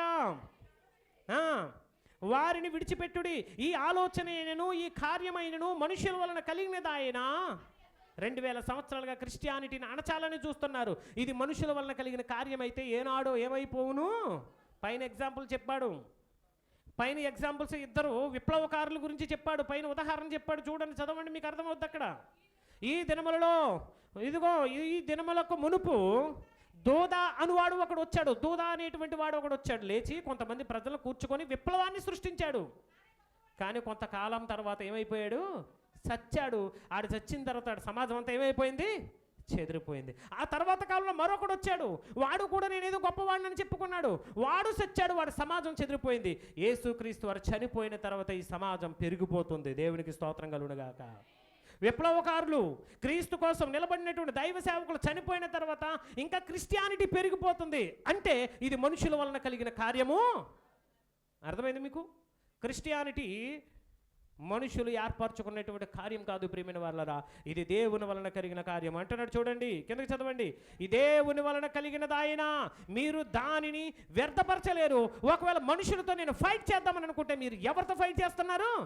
దేవునితో ఫైట్ చేస్తున్నారు. జాగ్రత్త. మనుషులతో నువ్వు ఫైట్ చేస్తున్నావు అనుకుంటున్నాము. ఒక ప్రవీణ్ గారు లాంటి వాడిని నువ్వు చంపొచ్చు, లేదా ఒక గ్రహన్స్టీన్ గారు లాంటి నువ్వు చంపొచ్చు, లేదా నాలాంటి వాడిని చంపొచ్చు, ఇంకొక లాంటి వాడిని చంపొచ్చు. 100 మందిని నువ్వు చంపితే 1000 మంది లేస్తారు. 1000 మందిని చంపితే 1,00,000 మంది లేస్తారు. 1,00,000 మందిని చంపితే 100 కోట్ల మంది లేస్తారు. దేవునికి స్తోత్రం కలుగునుగాక. దీనిని ఎంత అనక దొక్కుదామని అనుకుంటే అంత పైకి లేచినటువంటి విప్లవం ఇది. యేసుక్రీస్తు వారు ప్రేమ విప్లవాన్ని ప్రారంభించాడు. ఆ ప్రేమ విప్లవంలో మేమందరము సమిధులమై ఉన్నాం. మేమందరము కూడా చేయి కలుపుతూ దాన్ని ముందుకు తీసుకొని వెళుతున్నాం. దీనికోసం ధనం అవసరం లేదు, దీనికోసం బంగ్లాలు కారులు అవసరం లేదు, దీనికోసం హింస అవసరం లేదు, దీనికోసం పరువు హత్యలు అవసరం లేదు. దీనికి కావాల్సిన ఒకే ఒకటి ప్రేమను చూపిస్తూ వెళ్ళడం. దీనిని కేవలం ప్రేమతో గెలవడం, సమాజాన్ని ప్రేమతో తీసుకుని వెళ్ళడం. ప్రియమైన వాళ్ళరా, అదే మాకు వాక్యం నేర్పించింది, అదే బైబిల్ మాకు నేర్పించింది. ఇది దేవుని వల్ల కలిగిన కార్యము కనుకనే ఎవ్వడును కూడా ఆపలేకపోతున్నారు. ఎందుకు? మీరు పోరాడుతున్నది ఎవరితో? బైబిల్ని పాడు చేయాలి, బైబిల్ చింపేయాలని, బైబిల్ కాల్చేయాలని, బైబిల్లో తప్పులున్నాయి వెతికి చూపించాలని ఎందరో బైబిల్ మీద కక్ష కట్టారు. అలాంటి వాళ్ళు ఈరోజు సంఖలో బైబిల్ ఇట్టుగా బైబిల్ని బోధిస్తున్నారు. మర్చిపోకండి, మారే రోజు ఒకటి వస్తుంది, మీకు మారే రోజు ఒకటి వస్తుంది. జాగ్రత్త. మిమ్మల్ని ఏమీ నేను బెదిరించట్లేదు, రెచ్చగొట్టట్లేదు, వాస్తవాన్ని చెబుతున్నాను, వినండి. వాస్తవాన్ని తెలుసుకోండి ప్రియమైన వాళ్ళరా. వారు అతని మాటకు సమ్మతించి అపోస్తలను పిలిపించి ఎంత చెప్పిన తర్వాత కూడా కొట్టి వదిలేశారు, చంపలేదు, కొట్టించి విడిచిపెట్టారు. ఎంతమంది సేవకులు కొట్టబడట్లేదండి మీ కళ్ళ ముందే? ఎంతమంది సేవకులు హింసించట్లేదు, ఎంతమంది సేవకులు చంపట్లేదు? ఇవన్నీ కూడా ప్రియమైన వాళ్ళరా క్రిస్టియానిటీకి కాస్త రేగుతున్నటువంటి జ్వాలలో కాస్త పెట్రోల్ పోసినట్లే. అర్థమవుతుందా? మండుతున్నటువంటి జ్వాలలో పెట్రోల్ పోస్తే ఏమవుద్ది? ఆరిపోద్దా? ఇంకా మండుతుంది. ఇలా చంపే కొలది, హింసించే కొలది క్రిస్టియానిటీ పెరుగుతే తప్ప ఎట్టి పరిస్థితుల్లో క్రిస్టియానిటీని అణగద్రొక్కడం ఏ రాజు వలన కాలేదు. ఓటో అనేటువంటి ఒక రాజున్నాడు ఓట్టమన్ సామ్రాజ్యంలో. బైబిల్ను, క్రీస్తు విప్లవాన్ని ఎలాగైనా రూపుమాపాలనుకున్నాడు. రాజ్యం అంతా క్రిస్టియన్గా మారిపోయింది. దేవునికి స్తోత్రం కలుగునుగాక. ఎవడి వలన కాదది. చరిత్రను చూడండి. క్రిస్టియానిటీ అనేది దేవుని యొక్క విప్లవం. యేసుక్రీస్తు వారు ప్రారంభించినటువంటి విప్లవం. ప్రియమైన వారలారా, అపోస్తల కార్యములు 6వ అధ్యాయం 7వ వచనం చూడండి. దేవుని వాక్యం ప్రబలమై శిష్యుల సంఖ్య బహుగా యెరూషలేములో విస్తరించుచుండును. మరియు యాజకులు అనేకులు విశ్వాసమునకు లోబడిరి. స్తెఫను కృపతోను బలముతోను నిండిన వాడే ప్రజల మధ్య మహత్కార్యములను గొప్ప సూచక్రియలను చేయుచు ఉండెను. మాటలాడుటయందు, గమనించాలి, ఇదే మాట నేను ప్రవీణ్ గారికి అప్లై చేస్తున్నాను. ప్రవీణ్ గారు మాటలాడినటువంటి మాటల యందు, అతడు అగుపరిచినటువంటి జ్ఞానము యందు, అతనిని ప్రేరేపించినటువంటి ఆత్మను ఈ దుష్ట మృగాలు ఎదిరించలేకపోయారు, అందుకే చంపేశారు. దేవునికి స్తోత్రం కలుగునుగాక. ఆయన మీద పనిచేసినటువంటి దేవుని యొక్క ఆత్మ, ఆయన మీద పనిచేసినటువంటి దేవుని యొక్క విప్లవము, ఆయన మాట్లాడుటకు ఉపయోగించినటువంటి జ్ఞానాన్ని ఎదుర్కోలేక నిజంగా ఎదుర్కోలేక ఆయనను మట్టు పెట్టారు తప్ప ఆయన విప్లవాన్ని మాత్రము కాదు.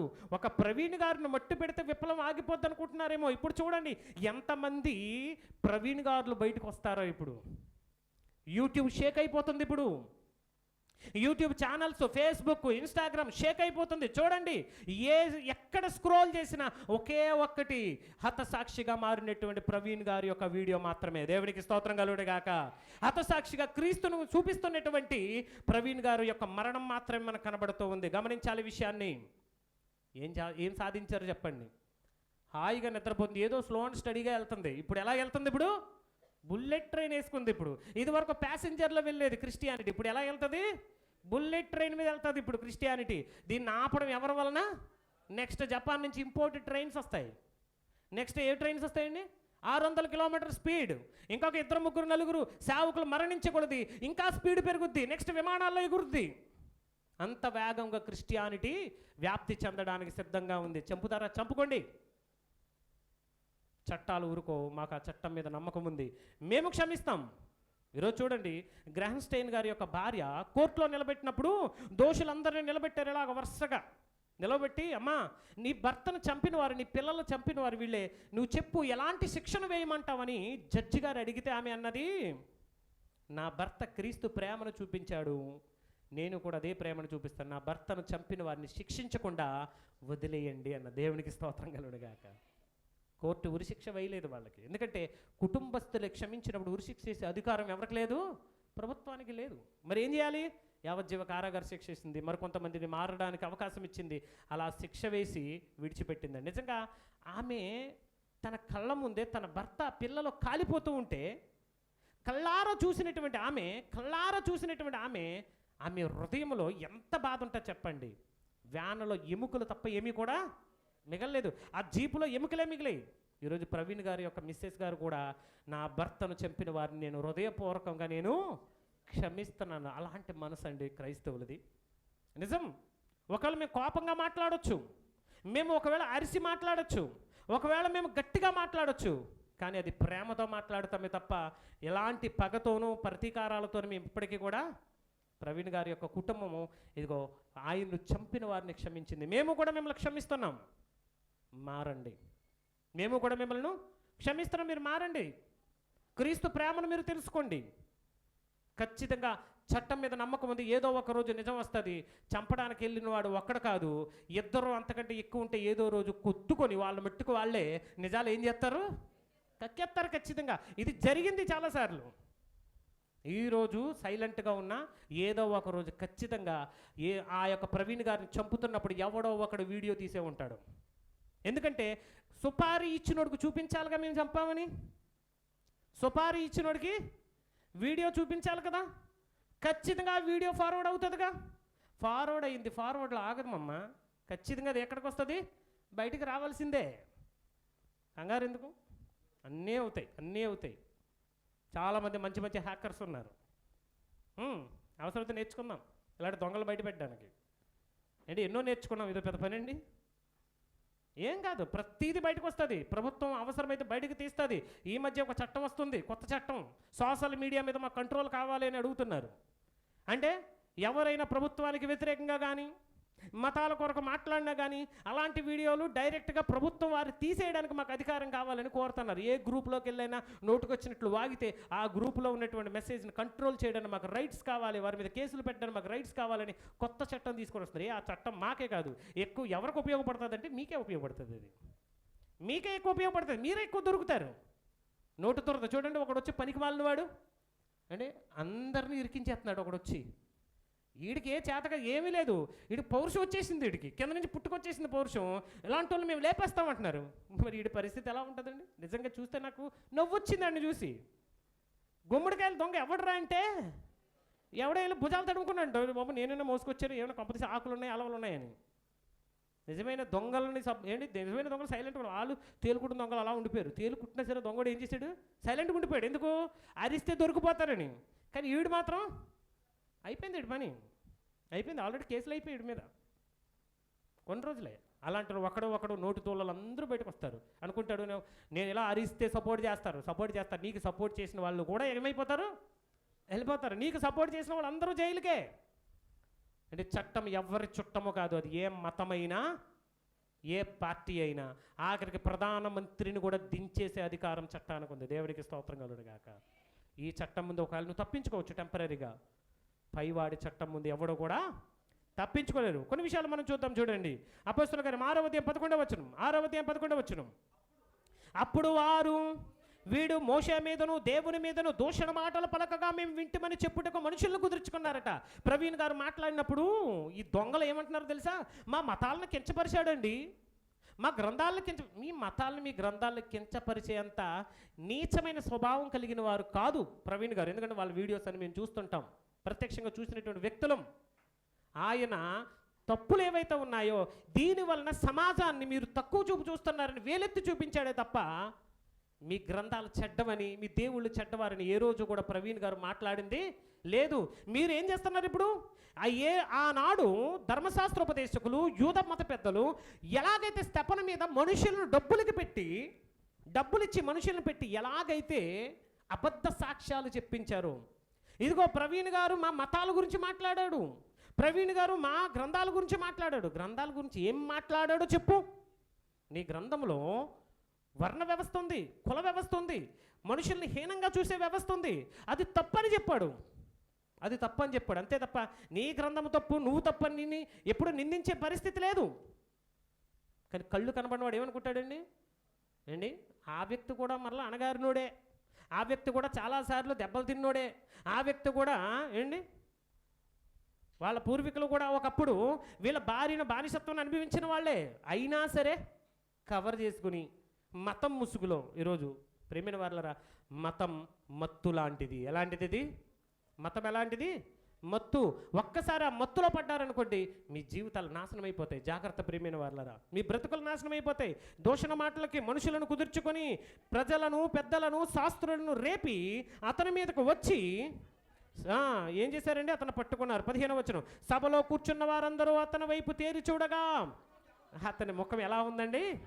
ఈరోజు ప్రవీణ్ గారి యొక్క మరణంలో కూడా ఆయన ముఖాన్ని చూడండి, దేవదూత ముఖం వలె ఉన్నది. దేవుడికి స్తోత్రం కలుగుగాక.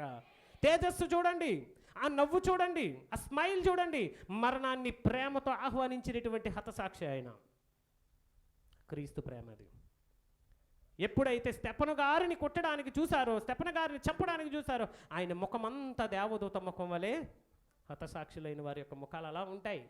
క్రీస్తు కొరకు నమ్మకంగా నిలబడిన వారి యొక్క ముఖాలు అలా ఉంటాయి. 54వ వచనం 7:54 7:52 నుంచి అవుతుంది. 52 నుంచి, మీ పితరుల ప్రవక్తల్లో ఎవరిని హింసింపకున్నారు? మీ పితరులు కూడా చూడండి, బైబిల్ గ్రంథంలో వీళ్ళు ఎవరో తెలుసా? యూదులు. ఎవరు వీరు? యూదులనే వదలలేదు బైబిల్. యూదులు తప్పు చేస్తే యూదుల గురించి కూడా బైబిల్ ఏం చేసింది? రాయించింది. దేవుడు రాయిస్తున్నాడు. యూదుడైనా క్రైస్తవుడైనా తప్పు చేస్తే తప్పే. మనిషిని చంపడం అనేది మహాపాపం. దానిని మించినటువంటి పాపం మరొకటి లేదు. ఒకవేళ మీ గ్రంథాలు అవే నేర్పిస్తున్నాయా? అప్పుడు గొప్ప గ్రంథాలు ఎలా అవుతాయి చెప్పండి? ఒక మనిషిని చంపినా తప్పు లేదు అని నేర్పించేటువంటి గ్రంథాలు ఎట్లా మంచి గ్రంథాలు అవుతాయి? ఒక్కసారి ఆలోచించండి. కాబట్టి ప్రియమైన వారలారా, నేను చెప్పేది ఏంటంటే జాగ్రత్తగా ఆలోచించండి. ఏ గ్రంథం కూడా ఒక వ్యక్తిని చంపమని చెప్పదు. కానీ మతం మత్తులో ఉండి ఎవరో ప్రేరేపింపబడి ఇతరులను చంపేటువంటి మనసులు మీకు వస్తున్నాయి అంటే, మనసు మీకు వస్తుందంటే చూడండి, మీ పితరుల ప్రవక్తలలో ఎవరిని హింసింపకున్నారు? ఆ నీతిమంతుని రాకను గూర్చి తెలిపిన వారిని మీరు చంపారు. ఆయనను మీరు ఇప్పుడు అప్పగించి హత్య చేసిన వారైతిరి. ఆయనను మీరిప్పుడు చంపి అప్పగించి హత్య చేసిన వారైతిరి. వారి మాటలు విని కోపముతో, 4వ వచనం, కోపంతో మండిపడి తమ హృదయముల యందు నరకబడిన వారే అతను చూసి ఏం కొరికారట? యాపిల్ పళ్ళు, ద్రాక్ష పళ్ళు, నారింజ పళ్ళు, బత్తాయి పళ్ళు కొరకలేదు. ఇక్కడ ఉన్న 32 పళ్ళు, నోట్లో ఉన్న పళ్ళు కొరికి ఇలాగా వీడు చంపేయాలరా. అదే జరిగింది. బాధ, మంట, ఒక్కొక్కడికి మామూలు మంట కాదు ప్రవీణ్ గారిని చూస్తే. ఎందుకంటే వాళ్ళలో ఉన్న తప్పులన్నిటిని ఆయన ఏం చేశాడు? సమాజానికి బహిరంగంగా చూపించాడు. ఒక మంచి అపోలజిస్ట్ అయిన సాక్షి అనేటువంటి ఒక సంస్థ ద్వారా అపోలజిస్ట్గా ఆయన పరిచయం ప్రపంచానికి. రక్షణ టీవీలో ఒక మంచి వక్తగా ఆయన పరిచయం. ప్రియమైన వారలారా, ఎందుకు ఇవన్నీ చెబుతున్నాను అంటే, ఒక వ్యక్తి క్రీస్తు కొరకు సమస్తాన్ని త్యాగం చేసి బ్రతికాడు. అలాంటి వ్యక్తిని మీరు ఏం చేశారు? అప్పుడు వారు పెద్ద కేకలు వేసి చెవులు మూసుకొని ఏకముగా అతని మీద పడి పట్టణపు వెలుపలకు అతన్ని రప్పించి వెళ్ళగొట్టి రాళ్ళు రువ్వి చంపేశారు. సాక్షులు సౌలు అను ఒకరి యవనిని పాదముల యొద్ద తమ వస్త్రములను ఏం చేశాడు? స్టెఫనును చంపేసి వస్త్రాలు తీసుకెళ్ళి ఎక్కడ పెట్టారట? అంటే సుపారీ ఇచ్చినవాడు, చంపమని ఆజ్ఞాపించినవాడు ఒకడు ఉన్నాడు. ఖచ్చితంగా ఒకడు ఉన్నాడు దీని వెనక. ఈ చంపిన వాళ్ళు, సుపారీ తీసుకున్న వాళ్ళు ఖచ్చితంగా వెళ్ళి ఆ వీడియోస్, ఆ ప్రూఫ్స్ ఖచ్చితంగా ఆయన దగ్గర పెట్టే ఉంటారు. రీసెంట్గా చూశాను ఒక పోస్ట్ ఇందాకలే, ప్రవీణ్ గారు నడుముకున్న బెల్ట్ ఏమైంది అని పోస్ట్ పెట్టారు. ఎక్కడికి వెళ్ళి ఉంటుంది ఇది? చంపమన్నోడి దగ్గరికి వెళ్ళింది సాక్ష్యంగా. ఇది ఎక్కడికి వెళ్ళింది? పనాల వాడిని చంపేశాము, ఇదిగో అతని శరీరం యొక్క నడికట్లు, ఇదిగో అతని శరీరంలో ఉన్నటువంటి ఇవి బట్టలు, ఇదిగో ఆ ఫోటోలు, ఇదిగో ఆ వీడియోలని ఖచ్చితంగా సౌలులాగానే సౌలు పాదాల దగ్గర ఎలాగైతే పెట్టారో వాడి దగ్గర కూడా పెట్టే ఉంటారు ఖచ్చితంగా. ఏదో ఒకరోజు ఆ వాస్తవాలు బయటకు వస్తాయి. పౌలంతటా పౌలు ఏమన్నాడు? ఒకప్పుడు స్టెఫను చావునకు సమ్మతించిన వాడిని ఏమన్నాడు? పౌలు స్టెఫను యొక్క చావుకు నేను సమ్మతించాను, అనేకుల్ని హింసించాను, సంఘాన్ని బాధ పెట్టాను, సంఘాన్ని హింసించాను, చంపడమే నాకు ప్రాణాధారం అనుకున్నాను అన్నాడు. అలాంటి పౌలు ప్రియమైన వారలారా, క్రీస్తు కొరకు మరణాన్ని కూడా స్వీకరించి, సంతోషముతో స్వీకరించి ఏమైపోయాడండి? హతసాక్షిగా మారిపోయాడు. చంపబడ్డాడు, తల నరికించబడి. ఎంతమందిని హింసించుంటాడండి? భయపడిపోయేవారు సౌలు వస్తుంటే. అయ్యి బాబో ప్రభువా, వాడా మహా దుర్మార్గుడు ప్రభువా అంటే, వానికి క్రీస్తు కొరకు ఎన్ని శ్రమలు అనుభవించాలో నేను వానికి నేర్పిస్తాను. 8వ అధ్యాయంలో మనం చూస్తాం కదా, సౌలు అయితే ఇంటింటా జొచ్చి ఈడ్చుకుపోయేవాడట. యేసునామమును ప్రకటిస్తున్న వారిని ఈడ్చుకుపోయేవాడు. 8వ అధ్యాయం అంతా మనం చదివితే ఏంటి, చెదిరిపోయిన వారేమో ప్రకటిస్తూనే ఉన్నారు, ఒక పక్క దెబ్బలు తింటూనే ఉన్నారు, ఇంకొక పక్క ఏం చేస్తున్నారు? ఈరోజు క్రైస్తవులారా, నోరు మూసుకోరుకోకండి. ఇప్పుడే రేగింది విప్లవం. మీరు వెళ్ళి సర్వ సృష్టికి వెళ్ళి సర్వలోకానికి సువార్తను ప్రకటించాడు. ఇదే మంచి సమయం. ఆలోచిస్తారు ప్రజలు, ఏంది వీళ్ళు చంపేసినా సరే క్రీస్తు ప్రేమను ప్రకటిస్తున్నారే, వీళ్ళు కొట్టినా సరే క్రీస్తు ప్రేమను ప్రకటిస్తున్నారే, వీళ్ళని ఎంత హింసించినా క్రీస్తు ప్రేమను ప్రకటిస్తున్నారు. నిజంగానే ఆ క్రీస్తు గురించి మేము తెలుసుకోవాలన్న ఆలోచన కలుగుద్ది. దేవునికి స్తోత్రం కలుగునుగాక. ప్రేమైన వారలారా, రాజులు కూడా ఆ రోజు రాజు అయిన హేరోదు ఏం చేశాడండి? అనేక మంది క్రైస్తవులను బాధపెట్టి చంపించాడు. తెలుసా మీకు ఆ విషయం? యాకోబును తల నెరికించింది ఎవరండి? 12వ అధ్యాయము చూడండి ఒకసారి. 12వ అధ్యాయం, అదే అపోస్తల కార్యం, మొదటి 2 వచనాలు చదవండి, 3 వచనాలు. దాదాపు అదే కాలమందు రాజైన హేరోదు సంగపు వారిలో కొందరిని బాధ పెట్టుటకు బలత్కారంగా పట్టుకొని యోహాను సహోదరుడైనటువంటి యాకోబు, ఎవరు వీళ్ళు? యేసు శిష్యుడైనటువంటి యాకోబు, యోహాను, ఇద్దరు అన్నదమ్ములు, జెబెదయి కుమారుల్లో యాకోబు అన్న అతన్ని పట్టుకొని ఖడ్గముతో ఏం చేయించాడు? తల నరికించేశాడండి. ఖడ్గముతో తల నరికించాను. ఇది యూదులకు ఎలాంటి కార్యమట? ఈరోజు రాజులారా, నాయకులారా వినండి, ఇది మీ మతస్థులకి ఇష్టమైన కార్యం కావచ్చు, పైనున్నోడికి మాత్రం ప్రవీణ్ని చంపేయడం మీ మతానికి ఇష్టమైన కార్యమేమో. నోరు కదపట్లేదు, మెదపట్లేదు, నోరు రావట్లేదు మాట్లాడడానికి. ఒక పూజారికో, ఒక ఆవుకో, ఒక ఎద్దుకో ఇదే జరిగితే ఏం చేస్తారు చెప్పండి? రోడ్లు ఎక్కేసి రచ్చ చేసేసి అటుపక్క ముస్లిమ్స్ని, ఇటుపక్క క్రైస్తవుల్ని చంపండి, పొడవండి, గుద్దండి అంటారు. అంతే కదండి. నాయకులు కూడా అంటే మీ నోరుని జాగ్రత్తగా పెట్టుకోవాలి. మేమందరము కూడా మేము ఓట్లేస్తే మీరు గెలిచిన వారు, మేము గెలిపిస్తే గెలిచిన వారు, మాకు పరిచారకులు మీరు. ఎవరు మీరు? Your all public servants. ప్రజల కొరకు పరిచర్య చేయడానికి ఉన్నారు, అంతేగాని నాయకత్వం చేసి అధికారం చేయడానికి కాదు. మీరు మాకు సేవ చేయడానికి ఉన్నారు, మర్చిపోకండి. నోరులు జాగ్రత్త. ఒకరు చనిపోతే మాట్లాడండి. ఒక సాటి మనిషి, కనీసం అట్లీస్ట్ మనిషిగానే స్పందించండి. ఒక మనిషి చనిపోతే ఏమిటి, నీ కన్సర్న్ తెలియజేవా? నీ విచారణ తెలియజేవా? ప్రేమైన వాళ్ళ చాలామంది అలా ఉండిపోయారు.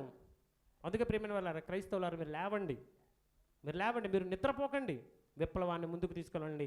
ప్రవీణ్ గారి కొరకు, క్రీస్తు కొరకు మీరు మీ గళం విప్పండి, మాట్లాడండి. దేశం కదలాలి, ప్రపంచమంతా కదలాలి, ఇతర దేశాల్లో ఉన్నటువంటి నాయకులు కదలాలి, మన దేశం మీద ఒత్తిడి తీసుకొని రావాలి. ఆ ఒత్తిడి వలన ఇది సమగ్రమైనటువంటి విచారణ జరగాలి. ఆ విచారణ చేత నిజమేంటో బయటికి రావాలి. దేవునికి స్తోత్రం కలుగునుగాక. ప్రేమైన వారలారా, ఎవరికి ఇష్టమైన కార్యమైన కావచ్చు, చివరిగా మనలాంటి వారు, ప్రవీణ్ లాంటి వారు అనేక మంది చంపబడతారు. ఇంకా మీరు రెడీగా ఉండండి, చావడానికైనా, క్రీస్తు కొరకు మరణించడానికైనా సిద్ధంగా ఉండండి. అదే క్రీస్తు ప్రేమ. ఏంటి మరలా మీరు చదువుకోండి, ఇంటికి వెళ్ళిన తర్వాత. హెబ్రీయులకు రాసిన పత్రిక 11వ అధ్యాయంలో ఎంతోమంది రంపములతో కోయబడ్డారు, కొరడాలతో కొట్టబడ్డారు, ఖడ్గముల చేత చంపించబడ్డారు, అగ్నిలో కాల్చబడ్డారు. మొదటి శతాబ్దంలో ఆ యొక్క నీరో చక్రవర్తి స్తంభాలకి మనుషులు కట్టేసి మైనం బకెట్లతో పోసేసి కింద నుంచి నిప్పంటించేసేవాడండి. నిప్పంటించి రౌండ్గా మనుషులు కాల్స్తుంటే మధ్యలోని డిన్నర్ చేసేవాడు. వాడు ఎంత మూర్ఖుడండి, ఎంత క్రూరుడండి. క్రీస్తును ప్రకటించిన వారిని ఒక్కొక్క స్తంభానికి దీపాల్లా కట్టేసి మైనం పూసేసి చుట్టూ గుడ్డ కట్టేసి చుట్టేసి దాన్ని తగలెడితే కాలుతా ఉండేవాడి. మైనం కరిగిపోదండి, మైనం కాలుతానే ఉండేది. అలా కాలుతా ఉంటే మధ్యలో ఫుడ్ తినేవాడు వాడు. కానీ ఆపగలిగాడు క్రిస్టియానిటీని? అంత దుర్మార్గం ఇంకెక్కడన్నా ఉందా? లక్షల మందిని పొట్టన పెట్టుకున్నారు వాళ్ళు, కానీ క్రిస్టియానిటీని మాత్రము ఆపలేకపోయారు. ఈరోజు మీ ఇంటి దగ్గరికి, మీ ఈదులోనికి, మీ మార్గంలోనికి ప్రతి చోటకి క్రిస్టియానిటీ వచ్చేసింది. దేవునికి స్తోత్రం కలుగునుగాక. కాబట్టి ప్రియమైన వారలారా, క్రీస్తు కొరకు ధైర్యంగా నిలబడండి, క్రీస్తు కొరకు బలంగా నిలబడండి. ఒక్క మాట చెప్తాను, చివరి మాట ఇది మీ జీవితాంతకాలం గుర్తుపెట్టుకోండి. యెహెజ్కేలు రాసిన గ్రంథం చూద్దాం. యెహెజ్కేలు గ్రంథం 14వ అధ్యాయము 13, 14, 15, 16 వచనాలు చదువుదాం. నరపుత్రుడా, ఓ నరుడా విను, ఓ మతోన్మాది విను, ఓ మనిషి విను అంటున్నది వాక్యము. ఏ దేశమైతే విశ్వాసఘాతకమే, మంచి చేసిన వారికి కీడు చేయడం విశ్వాసఘాతకం. చూడండి, ఒరిస్సాలో గ్రహం స్టెయిన్ మంచి చేశాడు, ఒరిస్సా వాసులు కుష్ఠు రోగుల మధ్య సేవ చేశాడు. అలాంటి వారిని చంపడము దేవుడి దృష్టికి విశ్వాసఘాతకము. 10,000 మంది ఒక్క తుఫానుకి చచ్చారు.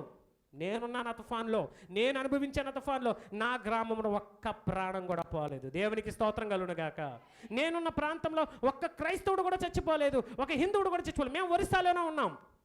కానీ ఏ దేశమైతే విశ్వాసఘాతకమై ఆయన దృష్టికి పాపం చేస్తుందో, మనుష్యులతో పాటుగా ప్రాణాధారముకు ఆహారం లేకుండా మనుషులను, పశువులను నేనేం చేస్తాను? నాశనం చేస్తాను. మాలాంటోళ్ళు, ప్రవీణ్ లాంటోళ్ళు వచ్చి మొర్ర పెట్టిన దేవుడు మా మొర్రను మిమ్మల్ని రక్షించడానికి ఇంకా రాడు ఆయన. విశ్వాసఘాతకులైపోతున్నారు. మీకు మేలు చేసిన వారికి కీడు చేస్తున్నారు. అలాంటి విశ్వాసఘాతకులుగా మీరు మారిపోయినందుకు మీకు పనిష్మెంట్ దగ్గరలో ఉంది. మిమ్మల్ని క్షమిస్తున్నాం మేము, కానీ ప్రభువు కూడా క్షమించాలని హృదయపూర్వకంగా మేము కోరుకుంటున్నాం. కానీ ఈ వాక్యాన్ని నీకోసం మరలా చదువుతున్నాను, విను. ఓ నరపుత్రుడా, ఏ దేశమైతే విశ్వాసఘాతకమై నా దృష్టికి పాపం చేసిందో దానికి నేను మొట్టమొదటిగా విరోధినైపోతాను. నేను దానికి శత్రువుడవుతాను. ప్రాణాధారమగు ఆహారం లేకుండా చేసి కరువు పంపించి మనుషులను పశువులను నిర్మూలన చేయుదును. నోవాహు, దానియేలు, యోబు ఈ ముగ్గురు అట్టి దేశంలో ఉండినను. ఎవరు వీళ్ళు ముగ్గురు? మళ్ళీ ప్రపంచంలోనే దేవుని చేత సాక్ష్యం పొందినటువంటి ముగ్గురు నీతిమంతులు.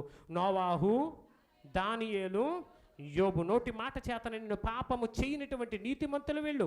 చిన్ననాటి నుండి పవిత్రంగా బ్రతికిన వారు. వీళ్ళు చెబితే దేవుడు అంటాడు, కానీ మీకోసం అలాంటి వారు ప్రార్థన చేసినా నేను విననంటున్నాడు. నోవాహు, దానియేలు, యోబు ఈ ముగ్గురట్టి దేశంలో ఉండినను వారు తమ నీతి చేత తమను తామే రక్షించుకుంటారు. అలాంటి దుష్టకార్యాలు చేసిన వారిలో వాళ్ళ పిల్లలున్నా వాళ్ళ పిల్లలను కూడా వారు ఏం చేసుకోలేరు? రక్షించుకోలేరు. ఇదే యెహోవా వాక్కు. చదువుకొని కిందకి వెళ్ళిన తర్వాత, బాటసారులు సంచరింపకుండా ఆ దేశము నిర్జనమై పాడగునట్లు నేను దాని మీదకి దుష్టమృగములను రప్పించేదను. చూడండి, అనేక మంది టూరిస్టులు వస్తుంటే పాడు చేసేస్తున్నారండి. మొన్న ఒక ఇజ్రాయిల్కి చెందినటువంటి ఒక టూరిస్ట్ వస్తే మానభంగం చేసేశారు మన భారతదేశంలో. ఏంటి ఎంత దరిద్రం అండి! ఎందుకు రావాలి టూరిస్టులు మన దేశానికి? మళ్ళీ అతిథి దేవోభవ అంటాం. అతిథులను గౌరవించడం చేత కాదు. ఎవడైనా వస్తే చాలు పీక్కు తింటారు రాక్షసుల్లా. ఏంటి, ఒక రష్యన్ అమ్మాయిని పాడు చేశారు లాస్ట్ ఇయర్ అనుకుంటా, ఇయర్ స్టార్టింగ్లో, లాస్ట్ ఇయర్ అనుకుంటా.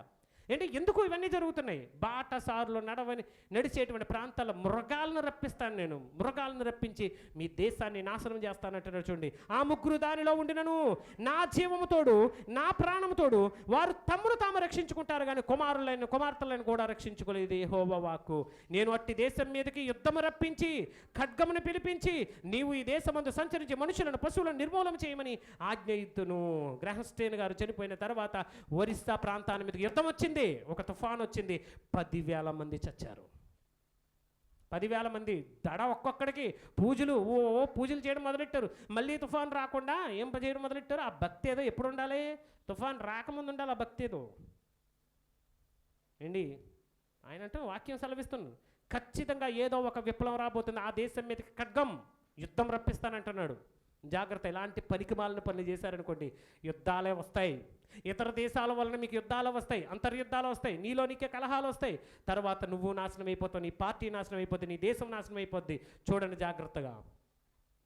నీ పార్టీ నిలబడదు, కానీ సురక్షితంగా దేవుడు ఈ భారతదేశంలో స్వతంత్ర భారతీయులుగా దేవుడు మమ్మలను, క్రైస్తవులుగా మమ్మల్ని కాపాడుతూనే ఉంటాడు. మరణమైన సరే మాకు లెక్కలేదు, క్రీస్తు ప్రేమ ఉంటే చాలు. చావైనా మాకు లెక్కలేదు, క్రీస్తు ప్రేమ ఉంటే మాకు చాలు అంటాడు. చూడండి, అట్టి దేశములోనికి తెగులు రప్పించి అంటే ఏంటి? తెగులు, రోగాలు, మనుషులను పశువులను నిర్మూలమగుటకై హానికరమగునంతగా నేను దానికి రౌద్రమును కొమ్మరించిన ఎడల నోవాహు, దానియేలు, యోబు ఆ ముగ్గురు దానిలో ఉంటే నా జీవముతోడు తమ నీతి చేత తమను తాము రక్షించుకుందరు, కానీ వారి కుమారులైన కుమార్తెలను రక్షించుకో జాలరు. చూడండి ప్రియమైన వారలారా, దేవుని యొక్క ఆలోచన ఎలా ఉందో. కాబట్టి విశ్వాసఘాతకులుగా ఉండొద్దండి, మంచిది కాదు. అందరూ ఒకసారి నిలబడదాం. పాస్టర్ ప్రవీణ్ గారికి మనము నివాళులు అర్పిద్దాం. మీ అందరికీ కూడా క్యాండిల్స్ ఇస్తారు పిల్లలు.